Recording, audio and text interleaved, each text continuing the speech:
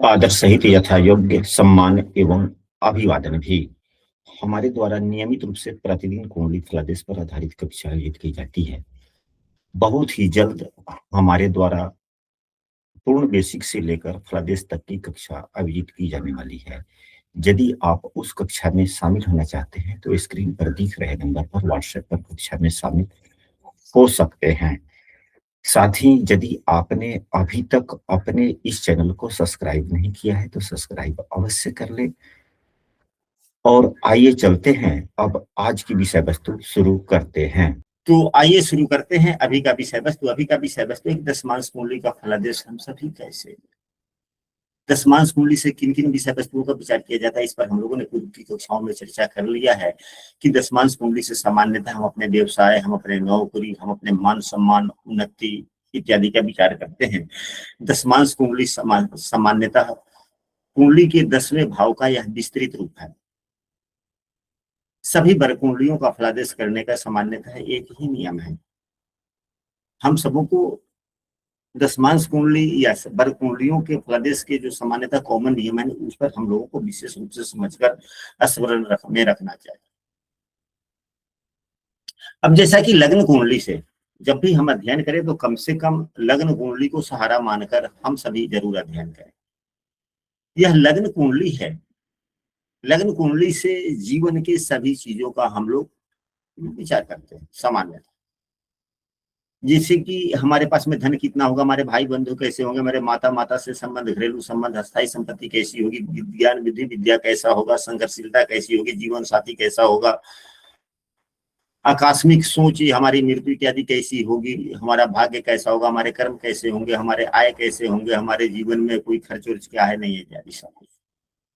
लेकिन दशमांश कुंडली से केवल हम लोग अपने कार्य, अपने व्यवसाय, अपने मान सम्मान, अपने उन्नति इत्यादि की चर्चा कर सकते हैं, क्योंकि दशम भाव से जिन विषय वस्तुओं का चर्चा की जाती है इससे। अब यहाँ लग्न कुंडली के लग्न से क्या देखते हैं, लग्न कुंडली से लग्न क्या परिचय देता है, तो लग्न कुंडली से सामान्यतः हम अपने जीवन के सभी चीजों के बारे में विचार करते हैं। ठीक उसी प्रकार दशमांश कुंडली का जो लग्न है उससे हम अपने जीवन के बारे में, नौकरी, व्यवसाय, आर्थिक उन्नति, मान सम्मान इत्यादि सभी चीजों की चर्चा कर सकते हैं। जीवन का शुरुआत जीवन का आरंभ हमारा कहाँ से होता है? लग्न से। लग्न से होता है। तो लग्न कुंडली जीवन कुंडली है, यहाँ से जीवन की शुभारंभ होती है। तो हम व्यवसाय, आजीविका इत्यादि का शुरुआत कैसे करेंगे, क्या समस्याएं तो नहीं आएंगी इत्यादि। तो यदि किसी भी वर्ग कुंडली का लग्न यदि अच्छा होता है, किसी भी वर्ग कुंडली का यदि लग्न अच्छा होता है तो सामान्यतः उस वर्ग कुंडली से देखे जाने वाली सभी जो भी विषय वस्तु है वह अच्छे होते हैं। अब यहाँ पर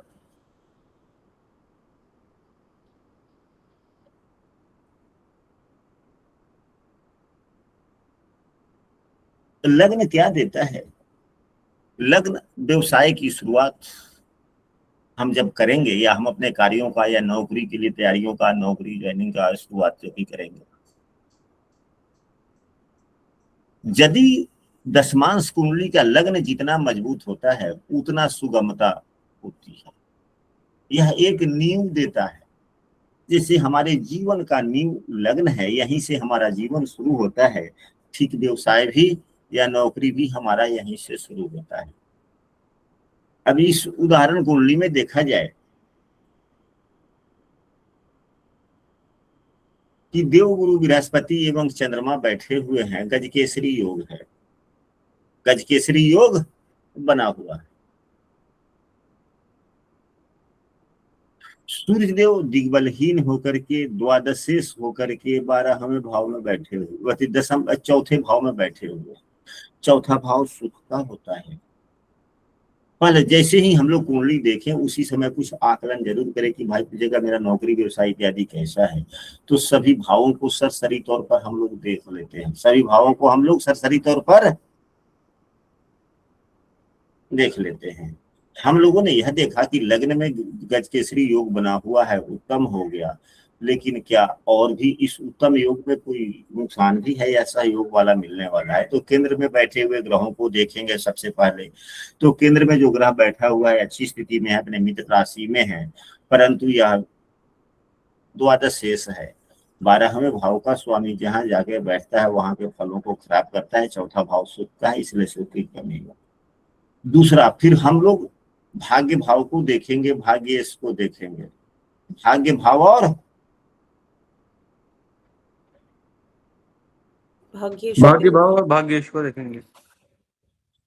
यदि आपसे कोई कुंडली दिखलाता है तो सबसे पहले और पूछता है उसके बारे में कि हाँ भाई बतलाइए, हमारे लड़के की कुंडली, हमारे बच्ची की कुंडली है, होने वाले फलाने की कुंडली है, देखिए तो सामान्यतः जनजीवन इसका कैसा है। तो सबसे पहले तो लग्न देखेंगे। सबसे पहले हम लोग लग्न देखेंगे। लग्न यदि अच्छा है तो सामान्यतः मन में एक विश्वास आती है कि इसका जीवन ओवरऑल ठीक ठाक। लग्न में सुभग्रह हो, लग्न में सुभग्रह का प्रभाव पड़ रहा हो, लग्न सुभग्रह के द्वारा देखा जा रहा हो तो लग्न ठीक हो गया। लग्न ठीक हो गया तो ओवरऑल सामान्यतः जीवन अच्छा हो गया, अच्छा हो गया। छोटी बड़ी समस्याएं तो आती जाती रहेगी। अब इसके सपोर्ट के लिए हम लोग क्या देखते हैं? केंद्र भाव को देखते हैं कि केंद्र भाव में क्या ग्रह है, ठीक ठाक है, अच्छे भाव का स्वामी है, शुभ स्थिति में है, अशुभ स्थिति में है। तो यहाँ पे और वह किस भाव में? तो सूर्यदेव जो 12वें भाव के स्वामी होकर चौथे भाव में बैठ गए तो द्वादश शेष हो गए या सुखों की कमी कर दी है। लेकिन अपने मित्र राशि में उतना भी नुकसान नहीं, सुख में कमी है लेकिन थोड़ा बचाव है, उतनी कमी नहीं जितना हम सब सोचते, क्योंकि यह अपने मूल त्रिकोण राशि से पंचम भाव में भी है, अपने मित्र की राशि में है, देव गुरु बृहस्पति से केंद्रीय संबंध भी है। कुछ ओवरऑल उतना काफी सुख नहीं मिला, लेकिन कुछ ना कुछ यहाँ भी ठीक ठाक देखने को। उसके बाद में जब हम लोग केंद्र भाव को देख लेते हैं तब हम सबों को भाग्य भाव देखना चाहिए। क्या देखना चाहिए? भाग्य भाव। भाग्य भाव देखना चाहिए। तब भाग्य भाव में शनिदेव बैठे हुए अपने मित्र राशि में है, भाग्य भी ठीक हो गया। जो पंचमेश भी है, जो पंचमेश भी है, षष्ठेश भी है और खष्टेश भी है। और खष्टेश एवं भाग्येश का स्थान परिवर्तन भी है। यह भी ठीक नहीं है, यह भी ठीक नहीं है। लेकिन फिर भी शनि अपने मित्र की राशि में है, पंचमेश है, तो कुछ ना कुछ तो पंचम भाव का प्रभाव देगा ही। शुक्रदेव भी हैं तो शुक्रदेव अपने भाव से 10वें अपने मित्र की राशि में है, राहु से युक्त है। राहु तीसरे छठे 11वें में राजयोग देता है भी ठीक ठाक। यानी कि जीवन क्या है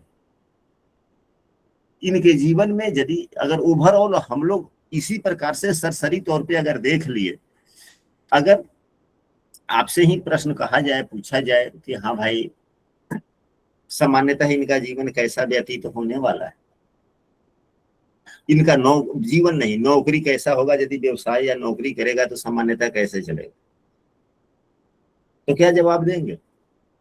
और ये संघर्षों से युक्त होगा लेकिन ठीक ठाक चलेगा जीवन।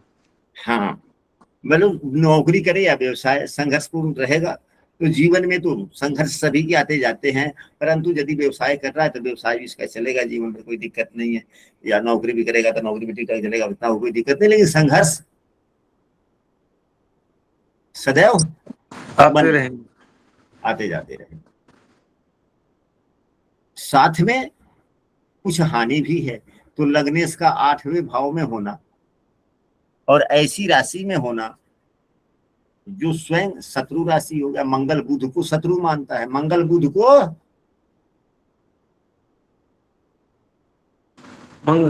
शत्रु मानता है, मंगल बुध को शत्रु मानता है। तो लग्नेश भी थोड़ा खराब हो गया।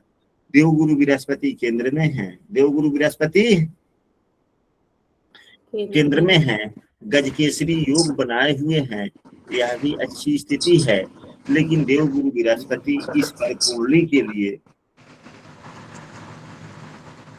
इस बार कुंडली में इन्हें केंद्राधिपत्य दोष लगा, और लग्न कुंडली में भी देवगुरु बृहस्पति क्या है, अकारक। अकारक है। इसलिए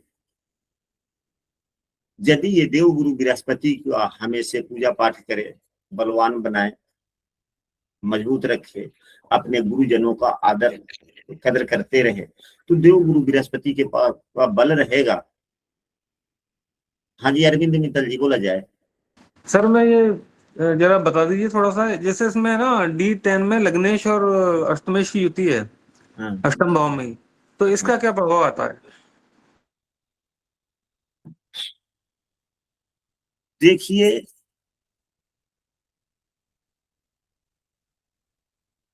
ग्यारहवां भाव जो होता है ना, इसको अष्टम भाव न मान करके 11वां भाव माने, अष्टम भाव न मान करके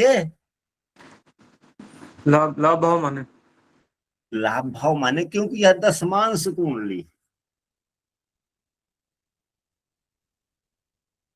दशमांश कुंडली है, तो दशमांश कुंडली का 10वां भाव महत्वपूर्ण हो जाता है, और यह 10वें से 11वें है, एक तो यह हो गया। उसके बाद यह यदि अष्टम भाव लग्न से अगर अष्टम भाव भी है, तो मंगल यहाँ अपने मूल त्रिकोण राशि में है, मंगल अपने मूल त्रिकोण राशि के, और यह दशमांश कुंडली है, तो दशमेश भी बुधदेव ही हैं, जी दशमेश भी बुध देवी है, और बुधदेव 11वें भाव में बैठ गए। अगर अष्टम भाव है तो यह यदि यहाँ पर अब चर्चा होगी तो कर्म का होगा, नौकरी का होगा, मान सम्मान का होगा, उन्नति इत्यादि की होगी ना। हाँ जी हाँ जी जी। तो हम करेंगे 10वें भाव से, तो 10वें से 11वें भाव में बैठा, तो 11वें भाव में बैठे हुए सभी ग्रह अच्छे फल देते हैं। एक अगर अष्टम भाव भी मानते हैं तो अष्टमेश स्वयं अपने भाव में है। आप सबों ने पढ़ा होगा कि किसी भी भाव में यदि कोई ग्रह अपने उच्च राशि में बैठा हो, अपने मूल त्रिकोण राशि में बैठा हो, या अपने स्व राशि का बैठा हो, तो कम से कम अपने भाव के फलों को खराब नहीं करता। मतलब गुरुजी कोई जो भी कार्य व्यवसाय करेंगे, नौकरी वगैरह, वो लंबे समय तक चलेगी इनकी? अरे मेरे भैया, यहाँ पर और भी बातें आ रही है। जी गुरुजी बताइए। हाँ बता, हम लोग अलग अलग भाव पर भी चर्चा करेंगे। तो अब यहाँ पर देखा जाए कि यह मंगल बुध है, अष्टम भाव, अष्टम भाव लग्न कुंडली से क्या देखते हैं? लॉन्जिविटी, डीप रिसर्च देखते हैं sir, deep research. Deep research. तो रिसर्च क्या होता है? छुपा के सोचे गए गतिविधियों को रिसर्च कहते हैं ना। जी जी जी। गूढ़ विद्या। हाँ मतलब अपने कार्यों का विश्लेषण करना, चिंतन मनन करना। मतलब कि छुपा करके या दिखा करके? छुपा कर, चुपचाप, चुपचाप छुपा कर। अब आप जो भी व्यवसाय नौकरी कर रहे हैं, यदि मान लिया कि दुकानदारी ही कर रहे हैं, और बुध क्या है? चालाक ग्रह है। बुध क्या है? रणनीति है। अगर यह बुध है तो चालाक ग्रह है, रणनीति बनाने में माहिर है, और उसी संबंधित उसी भाव में बैठा हुआ है, और भावेश के साथ में है, ऊर्जावान ग्रह के साथ में है, क्या होगा? और दूसरा दशमेश भी है, तो यह रणनीति खूब बढ़िया बनाएगा। रणनीति खूब बढ़िया, यदि दुकानदारी भी करता है तो खूब बढ़िया से सोचेगा, समझेगा कि फलनवा यह सामान ऐसे बेच रहा है, मैं कैसे क्या करूं, कुछ ना कुछ नया जुगाड़ लगा के अपना कर लेगा, ताकि सामने वाले को यह मानते। यह भी तो होगा, क्योंकि अग्नि तत्व की राशि में है। मंगल अष्टमेश होकर के अष्टम भाव में बैठा है, अपने अष्टम भाव का फल तो खराब होने नहीं देगा ना, ये कि खराब कर लेगा अपने से। नहीं, अच्छा करेगा। अच्छा कर देगा, खराब होने नहीं देगा। तो मंगल वैसे स्वभावतन पापग्रह भी है, और यहाँ लग्न कुंडली में भी इनके लिए मंगल दसम भाव में बैठे हुए हैं, दशमेश भी है, दसम भाव में बैठे हुए हैं, तृतीयेश भी है। यदि दसम भाव के स्वामी होने से इनका पापत्व गुण कम हो गया, तो फिर तृतीयेश होने से पापत्व गुण बढ़ गया, यानी कि पापग्रह यहाँ के लिए भी है और पापग्रह यहाँ के लिए भी है। तो पापग्रह का मतलब क्या होता है? कपट ना। वहाँ अपने लाभ पे ध्यान देना। जी अपने लाभ पर ध्यान भी देगा। और यह दसम भाव दसमांश कुंडली के दसम से दसम में है, मंगल बुध की युति, हालांकि लगने से एवं अष्टमेश की युति है, तो यह ठीक है। हाँ, यदि यह अष्टम भाव के अलावे किसी अन्य भाव में होता तो फिर रिजल्ट गड़बड़ हो जाता है। गड़बड़ हो जाता है। और साथ में केतु की दृष्टि भी है, केतु की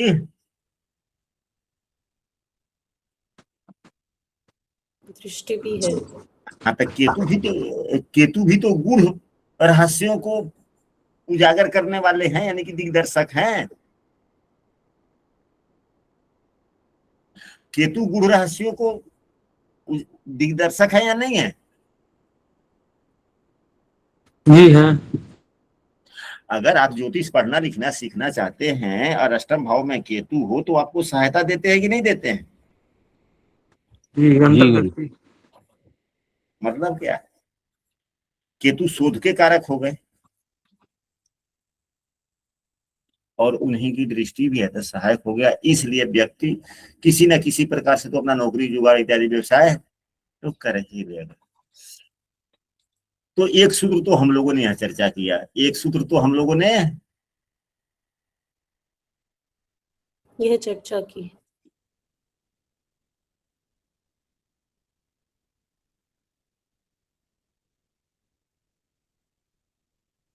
अगर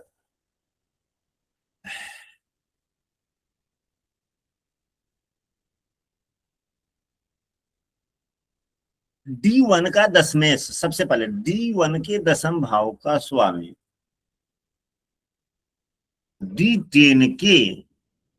D10 में अच्छे स्थिति में हो, तो व्यक्ति कोई भी काम करता है वह लंबा चलता है, अस्थायी होता है। यह नियम है। D10 का D1 का दसम भाव का स्वामी यदि D10 कुंडली में अच्छी स्थिति में हो, अपने मित्र राशि, अपने स्वराशि, अपने उच्च राशि का हो, तो जो भी व्यक्ति काम करता है अस्थायी चलता है या चलने की संभावनाएं बनती है। इसमें भाव का उतना, बर कुंडलियों में भाव का उतना प्रधानता नहीं होता, लेकिन भाव की प्रधानता तो होती ही होती है। लेकिन हमारे गुरुजन कहते हैं कि खास करके भाव का उतना प्रधानता मत दो, क्योंकि कभी कभी लग्न जो है समय के थोड़ा सा 1-2 मिनट इधर उधर के कारण कभी कभी बर कुंडलियों के लग्न बदल जाते हैं, बर कुंडलियों के लग्न बदल जाता है। चल जाता है। बदल जाता हूँ। लेकिन ग्रहगण तो उसी राशि में रहते हैं, ग्रहगण तो उसी राशि में। ग्रहों की राशियां नहीं बदलती, लेकिन बर कुंडलियों के लग्न बदल जाते हैं। जी अब उदाहरण स्वरूप लग्न कुंडली जो है D1, यह लगभग 2 घंटे का लग्न होता है, लगभग 2 घंटे का लगन होता है। 2 घंटे का होता है। 2 घंटे में 120 मिनट होते हैं, 2 घंटे में 120 मिनट होते हैं। तो यह जो कुंडली है दशमांश कुंडली, यह 12 मिनट की कुंडली है। कितने मिनट की कुंडली है? 12 मिनट। 12 मिनट। 12 मिनट की ही कुंडली। अगर किसी का जन्म थोड़ा देर आगे पीछे समय 2 मिनट भी हो जाता है, तो कभी हो सकता है कि इसका लग्न का अंशात्मक मान बदल जाए। अगर 20-50 है लग्न का अंशात्मक मान, अगर जातक का जन्म 2 मिनट बाद में हुआ है, 2 मिनट पहले का ही आपको बतला दिया गया या उसे याद है, तब तो अगर 2 मिनट बाद का जन्म है तो यह 20-50 के बाद में 21-5 भी हो सकता है, 21-10 भी हो सकता है ना। जी गुरुजी। तो 20-50 है तो 21 से पहले है, तो यह 7वें दशमांश में हो गया, और 2 मिनट बढ़ गया तो 8वें दशमांश में चला गया। तो लग्न बदल गया कि नहीं बदल गया? बदल वर कुंडलियों के फलादेश में यह सावधानियां हम सबों को बरतनी चाहिए, खास करके वह किस राशि में ग्रह है इसका ध्यान ज्यादा देना चाहिए। तो उसके आलोक में यदि लग्न कुंडली का 10म भाव का स्वामी D1 D10 में अगर अच्छी स्थिति में हो तो सामान्यतः अच्छा चलता है। ठीक उसी प्रकार D10 के दशमेश को देखें कि लग्न कुंडली में शुभ भाव में है, यहाँ पर शुभ भाव देखा जाएगा। लग्न कुंडली में शुभ भाव और शुभ राशि भी देखी जाएगी। तो यहाँ पे जो D10 का दशमेश है, यहाँ 9वें भाव में 11वें भाव में बुधदेव बैठे हुए हैं, शुभ ग्रह की राशि में है, अपने मित्र के साथ में है, केंद्र के स्वामी के साथ में। 11वें भाव में बैठे हुए ग्रह सभी अच्छे फल देते। क्या हो गया? तो कार्यों के प्रति सपोर्ट मिला कि नहीं मिला?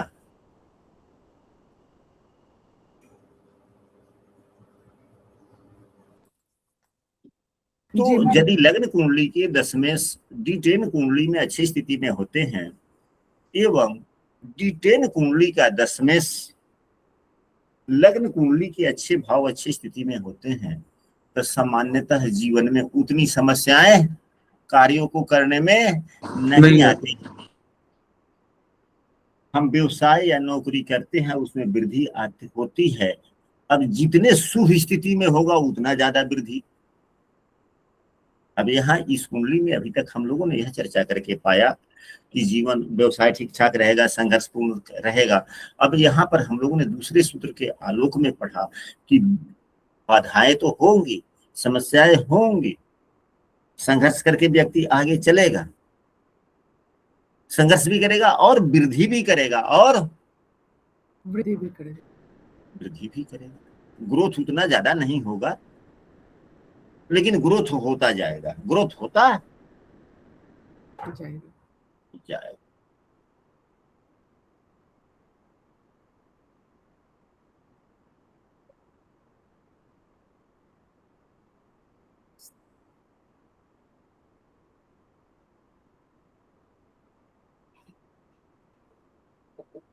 अब यहाँ पर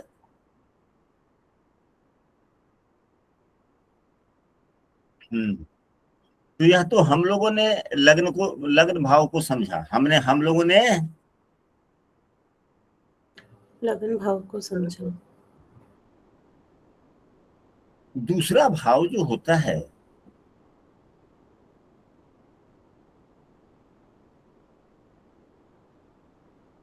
दूसरा भाव क्या है? दूसरा भाव हमारा परिवेश, दूसरा भाव हमारा परिवेश, माने स्वजन को ही परिवेश कहेंगे ना जी, परिवार, कुटुंब। और यह पंचम का 10वां भाव भी है। हम सभी बार बार चर्चा करते हैं कि कुंडली के दूसरे भाव से विद्या की निपुणता का विचार किया जाता है। विद्या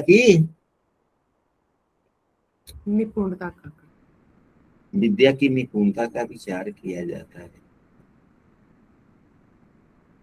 तो ठीक उसी प्रकार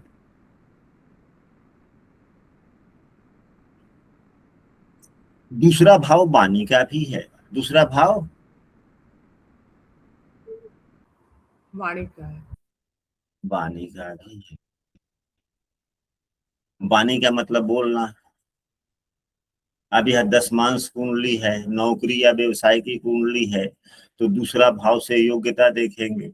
तो किस प्रकार की योग्यता? तो नौकरी करने की योग्यता या दुकानदारी व्यवसाय करने की योग्यता।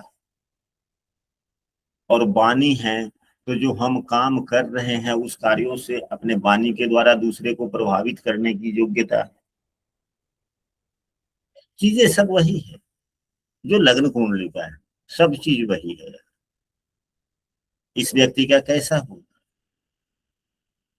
तो भाव पर लग्नेश की ही मित्रवत दृष्टि है, मंगल की भी दृष्टि है। मंगल शुक्र को क्या मानता है? सम मानता है। यहाँ तत्कालिक मित्र भी है।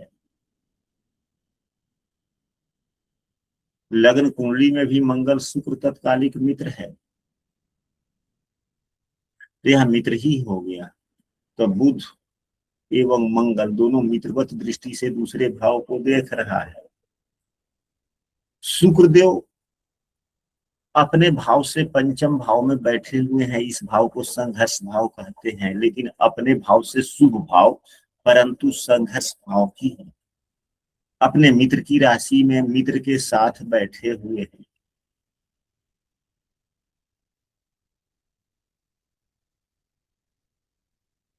तो इस व्यक्ति के पास में व्यवसाय या नौकरी करने की क्षमता किस प्रकार होगी? व्यवसाय यदि शुरू करता है तो इसका व्यवसाय क्या, जो योग्यता हुआ व्यवसाय करने की, या नौकरी ही यदि कर रही है तो नौकरी हम किस प्रकार करें ताकि हम पर कोई समस्याएं न आए, उस प्रकार की योग्यता की कमी होगी? नहीं, पूरी योग्यता लग रही है। पूरी योग्यता होगी, जीवन सामान्यता ठीक ठाक चले। लेकिन अब यहाँ पर राहु भी पापग्रह है, राहु भी पापग्रह है, मंगल भी पापग्रह है, बुध देव भी क्या हो गए, तो बुध देव पर शुभ दृष्टि नहीं है। तो बुध देव जिस ग्रह के साथ में होते हैं उसी प्रकार के गुण धर्म अपना लेते हैं। प्राय भी पापग्रह हो गया। भाव का स्वामी जो है शुक्र, वह राहु से युक्त हो गया, और यहाँ भी शुक्र राहु से युक्त है। शुक्र का अंशात्मक मान 16, राहु का अंशात्मक मान 17 है।